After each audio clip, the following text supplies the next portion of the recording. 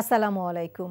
নাজনীন আহমেদ স্বাগত জানাচ্ছি এনটিভি দেশের খবরে। ক্রাউন সিমেন্ট শিরোনাম দেখছিলেন, এবারে পুরো খবর। রাষ্ট্র মেরামতের ন্যূনতম সংস্কার দ্রুত শেষ করে নির্বাচন দেওয়ার দাবি জানিয়েছেন বিএনপি চেয়ারপারসন বেগম খালেদা জিয়া। ফ্যাসিস্টদের দোসর ও দেশের শত্রুরা গণ অভ্যুত্থানের অর্জনকে নস্যাৎ করা চক্রান্ত করছে উল্লেখ করে ইস্পাত কঠিন ঐক্যের মাধ্যমে তা প্রতিহত করতে সবার প্রতি আহ্বান জানিয়েছেন তিনি। প্রতিহিংসা প্রতিশোধ ভুলে দেশকে উন্নত, বাসযোগ্য ও গণতান্ত্রিক রাষ্ট্র হিসাবে গড়ে তুলতে দেশবাসীর প্রতি আহ্বানও জানান। বিএনপির বর্ধিত সভায় লন্ডন থেকে ভার্চুয়ালি যুক্ত হয়ে এসব বলেন বেগম খালেদা জিয়া। ইমরুল হাসানের রিপোর্ট। প্রায় 6.5 মাস পর রাজনৈতিক কর্মসূচিতে বক্তব্য রাখলেন সাবেক প্রধানমন্ত্রী ও BNP chairperson Begum Khaleda Zia.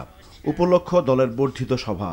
Fascist মুক্ত বাংলাদেশে দীর্ঘদিন পর কেন্দ্র ও তৃণমূলের নেতারা একত্রিত হতে পেরেছে উল্লেখ করে ফ্যাসিবাদ বিরোধী আন্দোলন ও জুলাই আগস্টের গণ অভ্যুত্থানে যারা শহীদ হয়েছেন তাদের প্রতি শ্রদ্ধা জানান তিনি। বেগম জিয়া বলেন, চিকিৎসার জন্য যুক্তরাজ্যে অবস্থান করলেও সবসময় তিনি দেশের মানুষ ও দলের নেতাকর্মীদের পাশেই আছেন।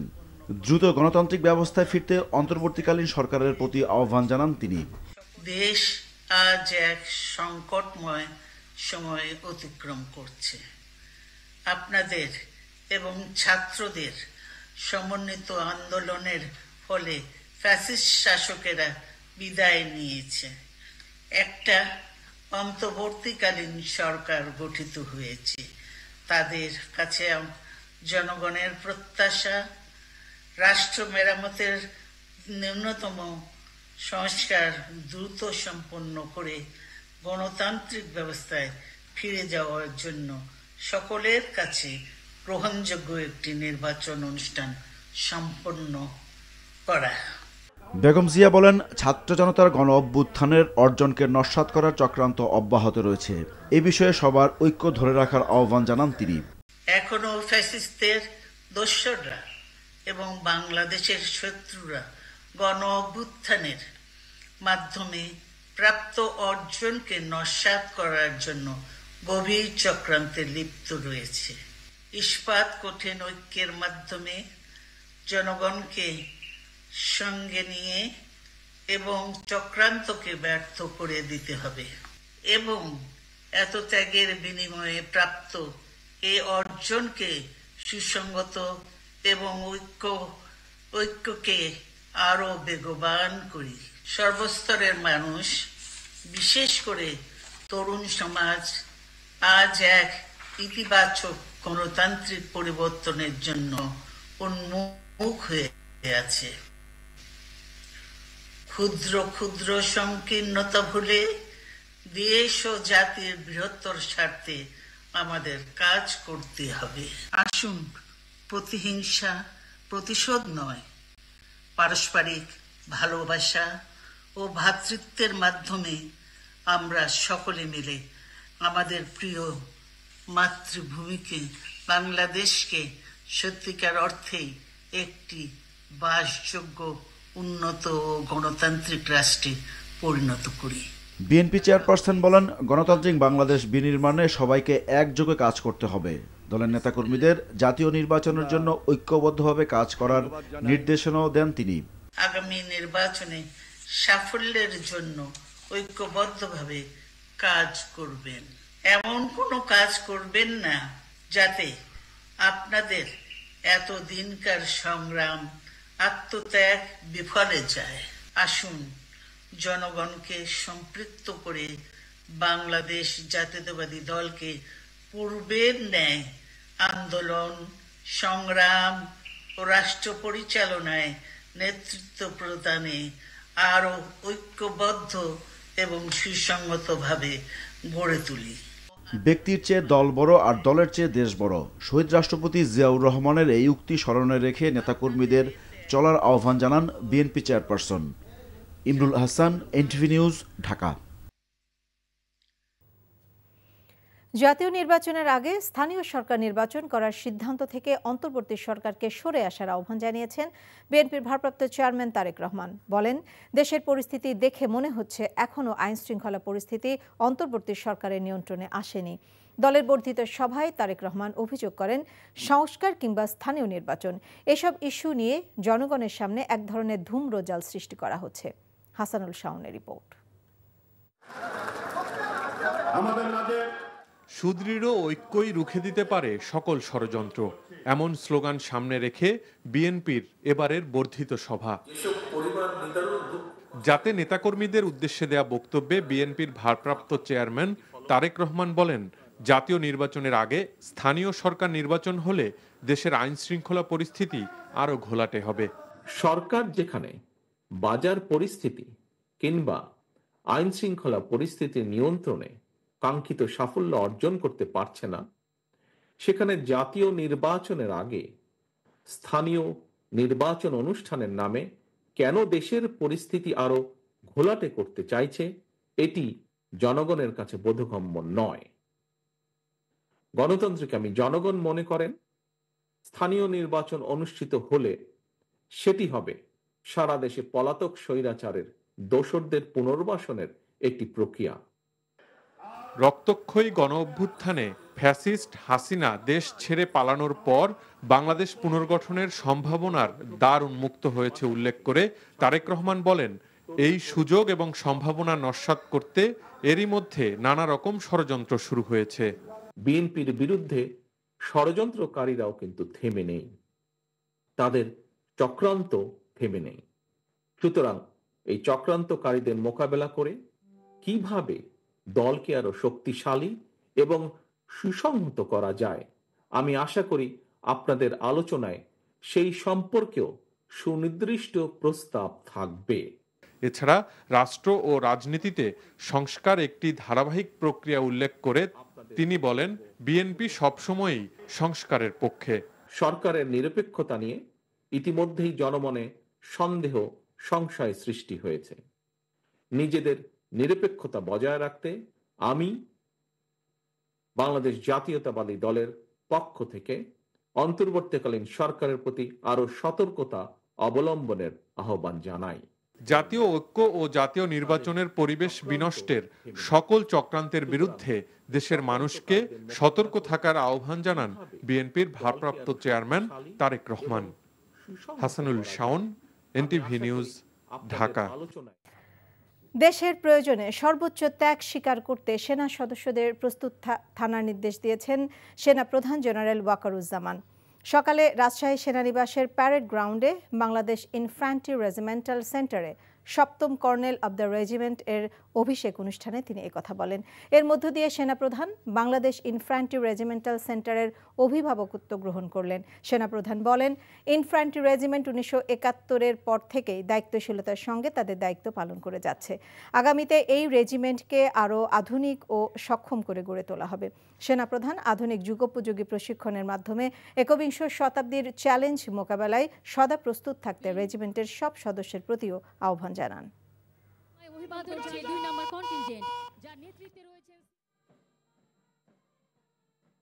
আমি আশা করব বাংলাদেশ ইনফ্যান্ট্রি রেজিমেন্টের প্রতিটি সদস্য তাদের উপর অর্পিত দায়িত্ব সর্বোচ্চ শৃঙ্খলা এবং পেশাদারিত্বের সাথে পালন করবে। এই রেজিমেন্টের প্রতিটি সদস্য দেশের যে কোনো প্রয়োজনে স্বতঃস্ফূর্তভাবে দায়িত্ব পালন করবে এবং প্রয়োজনে নিজেদের জীবন উৎসর্গ করতে প্রস্তুত থাকবে। দর্শক, বিএনপির বর্ধিত সভার সবশেষ খবর জানতে এখন যাচ্ছি আমরা সংসদ ভবনের এলডি হলে সহকর্মী হাসান মাহমুদের কাছে। হাসান, বর্ধিত সভায় এখন কি কর্মসূচি চলছে আমাদেরকে জানাবেন।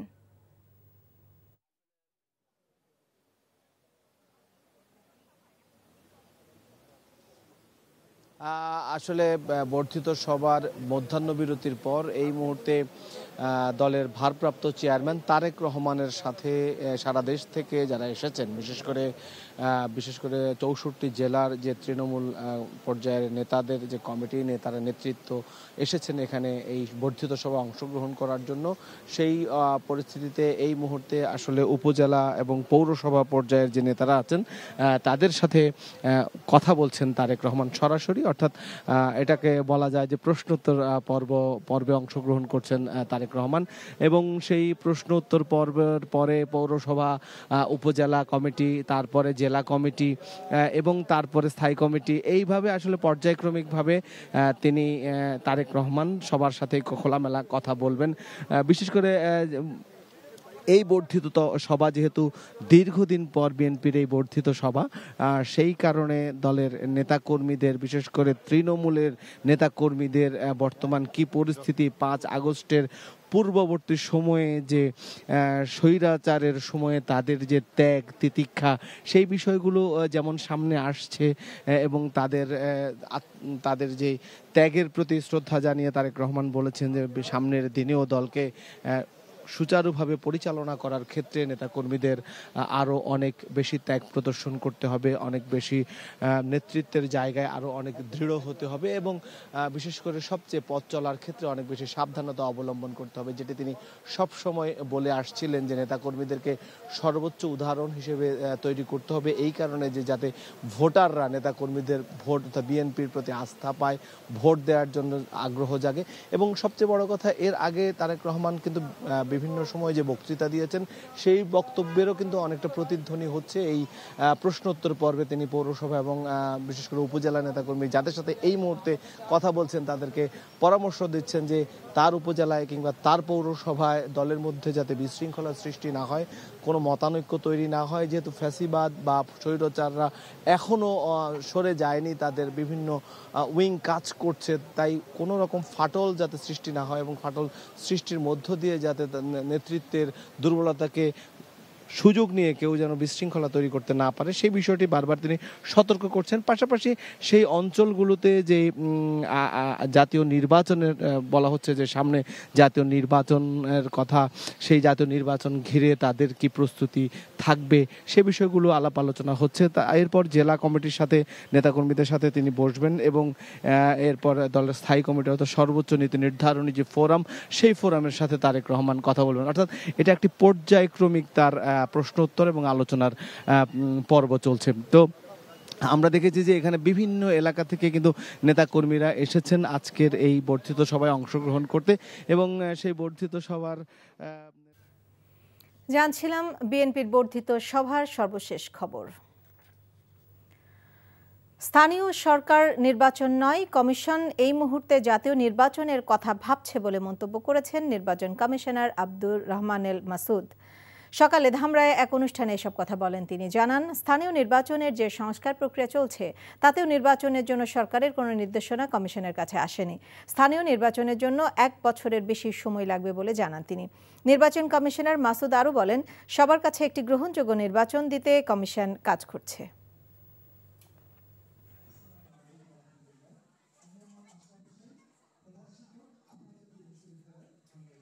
আমাদের মেইন ফোকাস এখন নির্বাচন, সংসদ নির্বাচন। স্থানীয় নির্বাচনের কথা আমরা এই মুহূর্তে চিন্তা ভাবনা করতেছি না। এবং স্থানীয় নির্বাচনের যে অনগোয়িং যে রিফর্ম প্রসেস চলতেছে তাতেও কিন্তু স্থানীয় নির্বাচনের আমাদের কাছে কোনো আসে নাই, সরকার কাছ থেকে এরকম কোনো রিকোয়েস্ট আসে নাই বা সরকার কাছ থেকে কোনো অনুরোধ আসে নাই। কাজেই যদি এখন এই মুহূর্তে যদি আমরা স্থানীয় নির্বাচন করি তাহলে আমাদের সংসদ নির্বাচন ডিসেম্বর বা জানুয়ারি মধ্যে করা খুবই অসম্ভব এবং কঠিন। শ্রম ও কর্মসংস্থান উপদেষ্টা অবসরপ্রাপ্ত brigadier general M Sakhawat Hossain জানিয়েছেন, বেক্সিমকো ইন্ডাস্ট্রিয়াল পার্কের ভেতরে বন্ধ হওয়া 14টি কারখানার কর্মীদের পাওনা মেটানো শুরু হবে 9 মার্চ। দুপুরে সচিবালয় ব্রিফিংয়ে তিনি জানান, বন্ধ হওয়া 14টি কারখানার 31,500 কর্মী ও 1,500 কর্মকর্তাদের সব পাওনা মেটাতে প্রয়োজনীয় 525 কোটি 46 লাখ টাকা জোগাড় হয়েছে। তিনি আরও জানান, বেক্সিমকোর শেয়ার বা কোনো কিছু এখনও বিক্রি করা সম্ভব হয়নি। অপেক্ষা করলে আরও 3 থেকে 4 মাস সময় লাগত। বেক্সিমকোর মাধ্যমে অনেক টাকা লুট হয়েছে উল্লেখ করে বলেন, 13টি ব্যাংক তাদের ঋণ দিয়েছে। সবচেয়ে বেশি দিয়েছে জনতা ব্যাংক। ঋণ দেওয়ার সাথে জড়িত সবাইকে খুঁজে বের করে শাস্তি নিশ্চিত করা হবে বলে জানান উপদেষ্টা। যারা যারা ইনভলভ এই টাকা দেওয়ার পিছনে প্রত্যেকের বিরুদ্ধে ইনকোয়ারি হবে এবং প্রত্যেকের বিরুদ্ধে মামলা করতে হবে।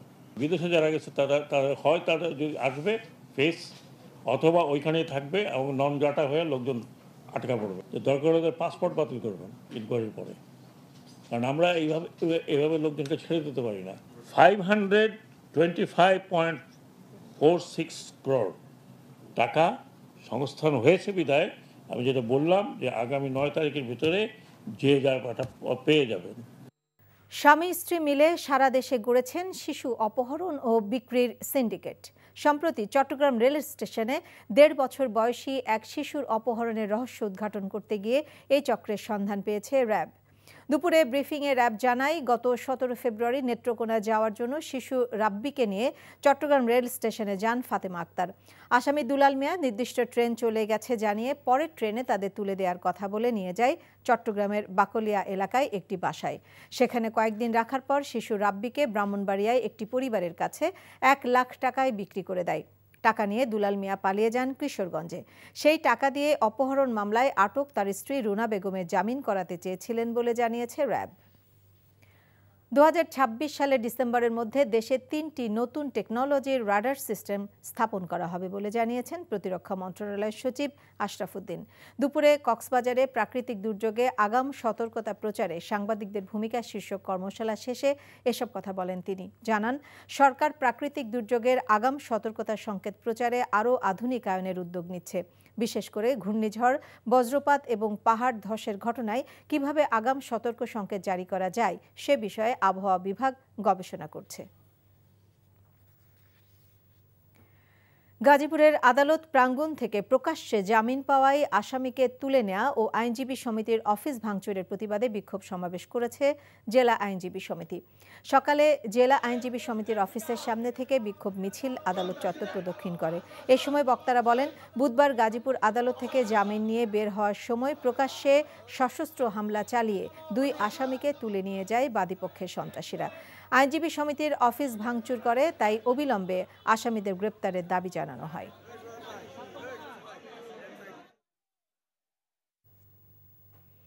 পবিত্র রমজান মাসে নারায়ণগঞ্জে যাতে নিত্যপণ্যের দাম না বাড়ে সে বিষয়ে কঠোর মনিটরিং করা হবে বলে জানিয়েছেন Narayanganj chamber of commerce and industries.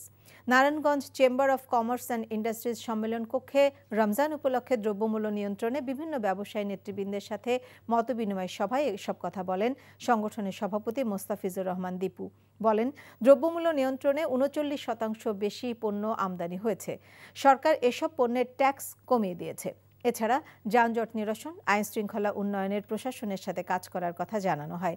Narayanganj চেম্বারের সিনিয়র সহসভাপতি মোর্শেদ সরওয়ার সোহেল, পরিচালক মোহাম্মদ সোহাগ বক্তব্য রাখেন। মুন্সিগঞ্জের শ্রীনগরে বিএনপির রাষ্ট্র কাঠামো মেরামতের 31 দফার কর্মশালা ও নিহত স্কুল ছাত্র রোমানের পরিবারকে সহায়তা প্রদান করা হয়েছে। দুপুরে উপজেলার ছনবাড়ি আন্ডারপাসে এক কর্মশালার আয়োজন করা হয়। প্রধান অতিথি হিসেবে উপস্থিত ছিলেন বিএনপির কেন্দ্রীয় নির্বাহী কমিটির স্বেচ্ছাসেবক বিষয়ক সম্পাদক মীর শরফত আলী সপু।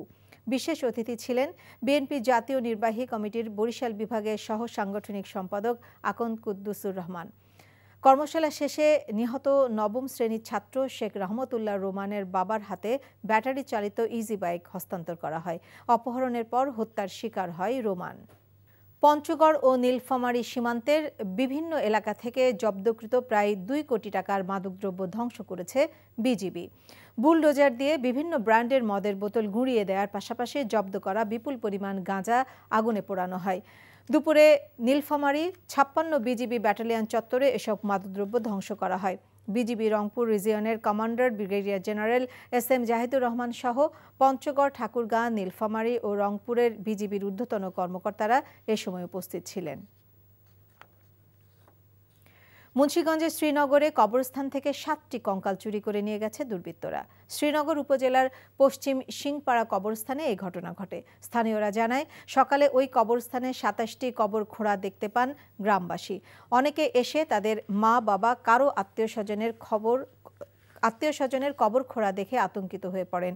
স্থানীয়দের খবরে কবরস্থান পরিদর্শন করে শ্রীনগর থানা পুলিশ। বিষয়টি তদন্ত করে দেখা হচ্ছে বলে তারা জানায়। এই ছিল দেশের খবরে। এই খবরের ভিডিও সহ আপডেট জানতে ভিজিট করুন এনটিভি অনলাইন www.ntvbd.com। এছাড়াও এনটিভি জনপ্রিয় সব অনুষ্ঠান ও খবরের আপডেট জানতে ভিজিট করুন আমাদের ইউটিউব ও ভেরিফাইড ফেসবুক পেজ। 6টায় ইভিনিং নিউজ দেখার আমন্ত্রণ রইল। সবাইকে ধন্যবাদ।